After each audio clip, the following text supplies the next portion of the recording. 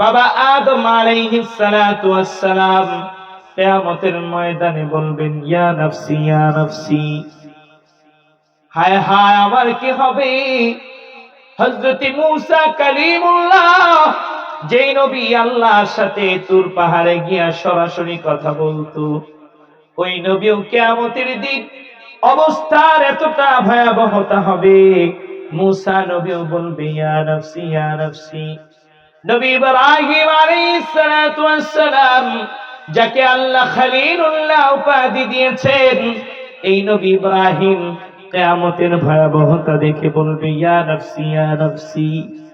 হযরত ঈসা রূহুল্লাহ, যে হচ্ছে আল্লাহর কুদরত, যাকে আল্লাহ রাব্বুল আলামিন এই পৃথিবীর মুখ দেখিয়েছেন সম্পূর্ণ বাবা ছাড়া, আল্লাহর কুদরত হচ্ছে হযরত ঈসা নবী। এই ঈসা নবীও কিয়ামতের ভয়াবহতা দেখে বলবে ইয়া নাফসি ইয়া নাফসি, আমার কি হবে। ওই কিয়ামতের ভয়াবহ দিনে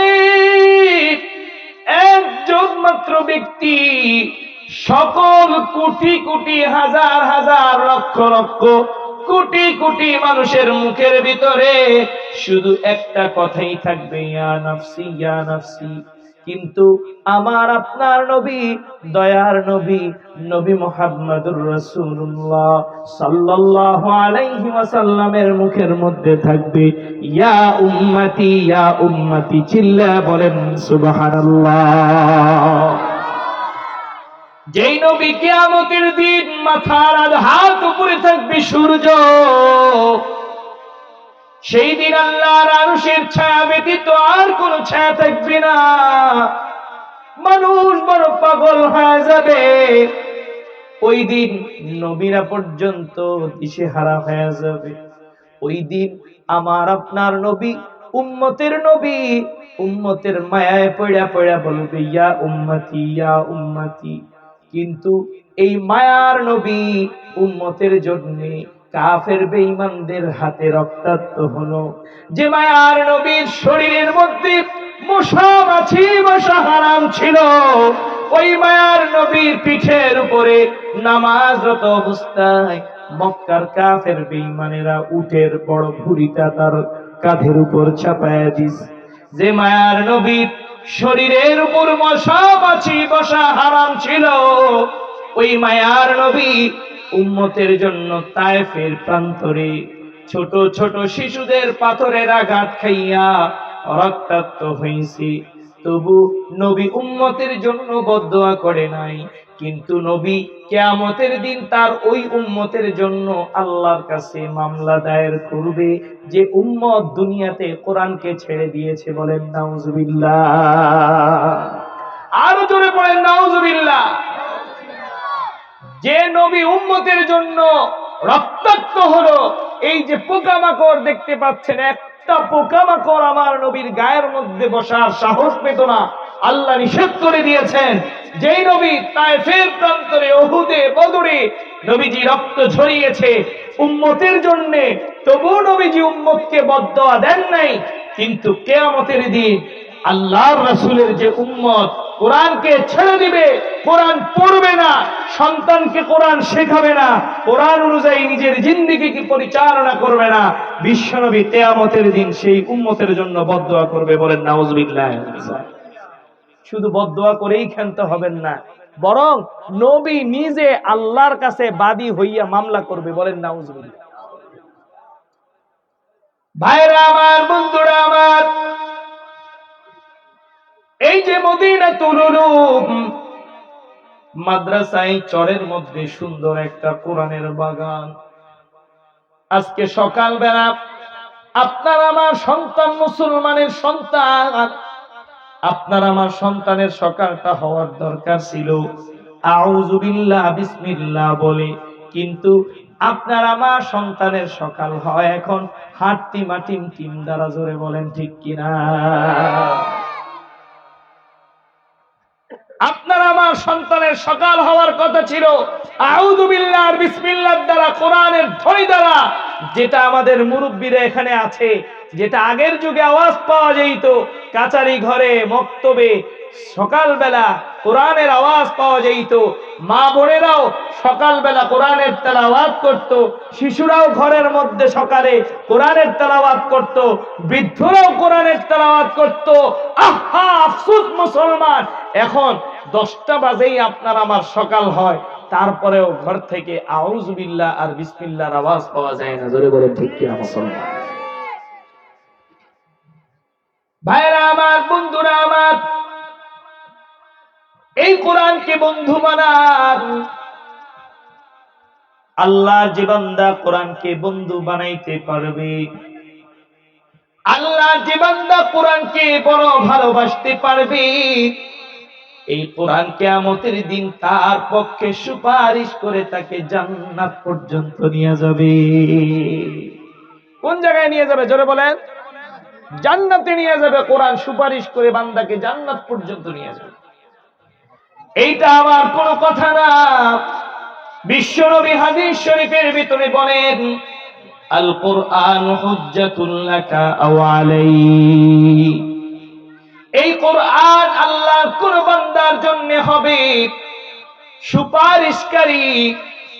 আল কোরআনু শাফিউন ওয়া মুশাফফা।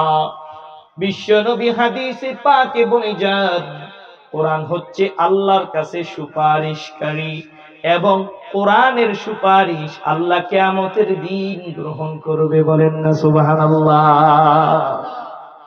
আয়াতুল কুরসির মধ্যে আল্লাহ পাক বলেন, মান যাল্লাযী ইয়াশফাউ ইনদাহু ইল্লা বিইذনিহি। ওই কিয়ামতের ভয়াবহ দিনে হযরত আদম নবী আল্লাহর কাছে সুপারিশ করার সাহস পাবেন না, হযরত ইব্রাহিম নবী আল্লাহর কাছে সুপারিশ করার সুযোগ পাবেন না, হযরত মূসা নবী আল্লাহর কাছে সুপারিশ করতে পারবেন না, হযরত ঈসা রূহুল্লাহ আল্লাহর কাছে সুপারিশ করার সাহস পাবেন না। ওই দিন একমাত্র আপনার আমার নবী নবী মুহাম্মদুর রাসূলুল্লাহ আল্লাহর কাছে সুপারিশ করে তার উম্মতদেরকে জান্নাতে নিয়ে যাবে। বলেন সুবহানাল্লাহ। বিশ্ব নবী সুপারিশ করবে আর কোরআন সুপারিশ করবে। হায় মুসলমান, আজকে তোমার আমার জীবনের এমন দিনও যায়, দিন তো দূরের কথা, কোন কোন মুসলমানের সন্তান আছে 70 বছর 80 বছর হায়াত পায়, কিন্তু জীবনে কোরআনের একটা আয়াতও পড়ে না। এরকম মুসলমান আছে না নাই? জোরে বলেন, আছে না নাই? হে মুসলমান, তোমার কপালটা পুড়ে গেছে, কারণ বিশ্বনবী কিয়ামতের দিন তোমার নামে নিজে মামলা করবে, তোমার নামে আল্লাহর কাছে নিজে বিচার দিবে। বুঝেন, আল্লাহর বন্ধু যদি আল্লাহর কাছে বিচার দেয়, তার বিচার কত কঠিন হবে এটা বলার ভাষাই নেই। জোরে বলেন ঠিক কিনা? এই জন্য এই মদিনাতুল উলুম মাদ্রাসাগুলো আছে। আপনার আমার সন্তান ডাক্তার হোক, সমস্যা নাই। আপনার আমার সন্তান ইঞ্জিনিয়ার হোক, সমস্যা নাই। আপনার আমার সন্তান বড় বড় বিজনেসম্যান হোক, তাও সমস্যা নাই। আপনার আমার সন্তান প্রবাসী হোক, তাও সমস্যা নাই। কিন্তু আপনার আমার সন্তানের সিনার মধ্যে কোরআনুল কারীমের তেলাওয়াত থাকবে, এটাই আমরা চাই। জোরে বলেন ঠিক কিনা? আপনার সন্তানকে যদি এই মাদ্রাসায় হোক, যে কোনো মাদ্রাসায় আপনার সন্তানকে পাঠায় দেন, 2 বছর 3 বছরের শিশুই 6 বছর বয়সে পাঠালে 8-9 বছর বয়সের মধ্যেই সে কোরআনের তেলাওয়াত করতে পারবে। আল্লাহর যে বান্দার সিনার মধ্যে কোরআনুল কারীমের একটু অংশ হইলেও থাকবে, আল্লাহর ওই বান্দা জিন্দেগিতেও আল্লাহর নাফরমান হবে না। জোরে বলেন ঠিক কিনা? আগে স্কুল কলেজের ভিতরে কোরআনের শিক্ষা ছিল। আফসোস এবং পরিতাপের বিষয় হচ্ছে, বিগত সরকার এই সমস্ত কোরআনের শিক্ষা, হাদিসের শিক্ষা সব কিছুকে বাদ দিয়া হরে রাম আর হরে কৃষ্ণ স্কুলের মধ্যে ঢুকিয়ে দিয়েছে। জোরে বলেন ঠিক কিনা মুসলমান? সুদূর প্রসারী পরিকল্পনা নিয়ে আপনাকে আমাকে কোরআন থেকে বিচ্ছিন্ন করার পায়তারা তারা করেছিল। জোরে বলেন ঠিক কিনা?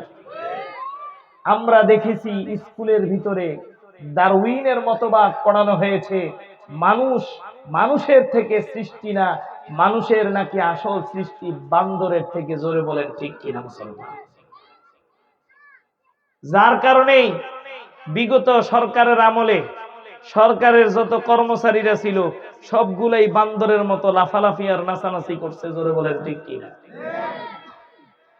আমরা বলতে চাই এই শিক্ষা ব্যবস্থা তারা তৈরি করেছিল বাংলাদেশের মানুষের অন্তর থেকে ইসলামকে মুছে দেওয়ার জন্য।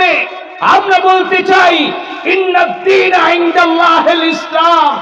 পৃথিবীতে হাজার হাজার লক্ষ লক্ষ কোটি কোটি ধর্ম থাকতে পারে, আল্লাহর কাছে সমস্ত ধর্মের কোনো দাম নাই। আল্লাহর কাছে একমাত্র মনোনীত ধর্ম হচ্ছে ইসলাম ধর্ম। ধরে বলেন ঠিক কিনা মুসলমান?